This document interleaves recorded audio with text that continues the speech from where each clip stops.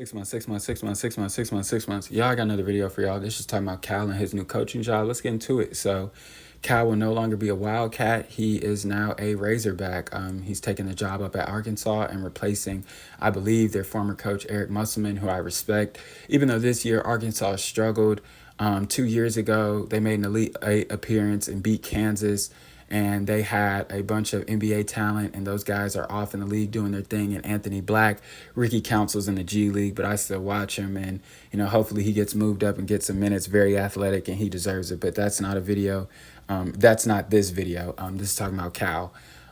So I'm surprised, but I'm not surprised. I'm surprised because he made the move to another SEC team, but I'm not surprised because he's underachieved. I believe one Final Four appearance in the past 10 years. And also, I'm not surprised because the fans have been calling for his job. And I mean, understandably, this year was the year with the recruiting class that they have and the loaded team that they have. This year was the year that you thought that they would do something. Granted, they struggled earlier on in the season because they had a lot of injuries to their bigs. So, they were pretty much playing small ball, these small ball lineups. But when the whole team got together, they came through with very impressive wins against teams like Tennessee and other teams. So, yeah, but I mean, once the fans start calling for your job, when they're ready for you to go, it's pretty much all she wrote, and it's set in stone. I was watching after the Oakland game. I watched Jeff Teague's podcast. I believe it's Club 520. It's called. Shout out to Jeff Teague and his guys. But he was saying, about Jack Golke, who is 24 or 25, or I believe 26 at best, that do you think that the game is different now? And I feel like partially that's what it is, for Kentucky. Like, partially it was just their defense. Like Jay Billis said something that I, stand behind or stood behind when talking about Kentucky completely. No diddy. And I don't really fuck with Jay Billis, but that's a video for another day. He said Kentucky has a Final Four offense, but around a 32 defense. And I was like, that's so true. Like, they have guys who can go on offense, and Reed Shepherd and a Rob Dillingham and Antonio Reeves. But defensively, you just seen them have so many miscommunications and not be locked in. And even when they were locked in, those defensive miscommunications and them not being locked in already gave a guy a hot hand. So now at this point, even when you do play good defense, it's too late. He's already in rhythm, and he's already seen it go in so many times that it doesn't matter if you play good defense at this point or not. So they, let Jack Golke make a name for himself. So partially it's the defensive miscues. And then the other part of it is I feel like he didn't have a veteran. But that's the thing with these prominent, coveted blue blood schools is a lot of these guys are one and dones.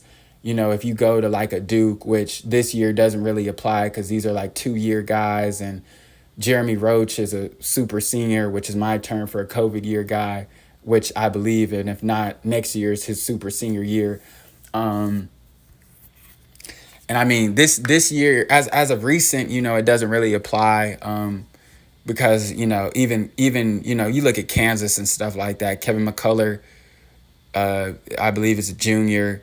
DeJuan Harris is also a junior, if not senior. So it's like KJ Adams, and he's coming back for, I believe it would be a super senior. Y'all, I'm just speaking off the top. I freestyle this shit. I don't have no fucking notes, or no, I'm not reading from nothing. So I could be wrong here, but whatever. Just, if I am, correct me in the comments, or just say, fuck it, this nigga's wrong, and move on. But whatever. But I'm saying that to say, as much as good of a coach as Cal is, he's always going to have a good recruiting class. So it's always going to be freshmen, but it's like he never has vets. And it's like you need those vets for situations to not only guide these younger guys and to mold and to shape these younger guys, but to make the right play and the right decision in, certain situations. Like I even said it in the Oakland and Kentucky review, and go back and watch that if you haven't, that they still had an opportunity to possibly win that game. They still might have, who knows? We could talk about hypothetics all day, but they still had an opportunity to win that game. We're down by 4 with like 40 seconds left, 35, 40 seconds left, and Reed Shepherd comes down and takes a contested three. We don't need that. Let's try to get, a drive downhill.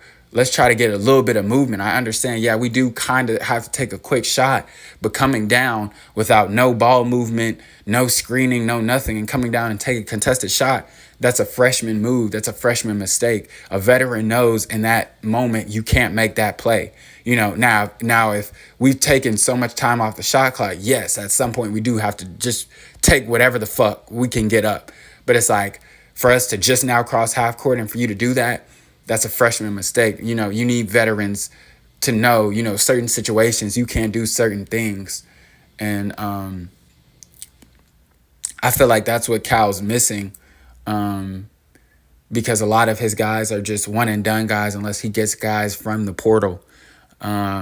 So, yeah, but who knows? We'll see what he does up at Arkansas, and we'll see, what they look like this year. I'll definitely be tuned in. But I think I'll end it there. Don't forget to leave a like, subscribe, share this to the team, share this to your friends. I'm gonna fucking them out.